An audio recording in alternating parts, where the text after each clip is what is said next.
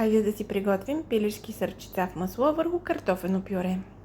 Необходими са ни 1 кг пилешки сърчица, които първо трябва да се разполовят, да се почистят от събраните съсиреци, жили и излишните мазнини. След това се измиват добре и се подсушават. В загрят тиган се слагат 2 супени лъжици олио и 25 г масло. В тази мазнина се запържват пилешките сърчица.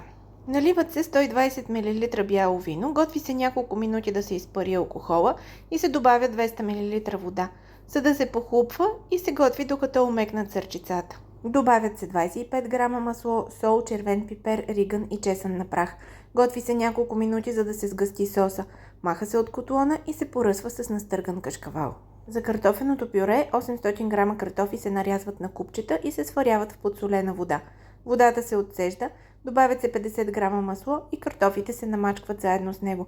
След това постепенно се наливат 200 мл топло прясно мляко. Вкусява се с сол и черен пипер на вкус. Разбърква се и пюрето е готово. За сервирането слагаме картофено пюре, върху него сърчица с кашкавал и заливаме със сос.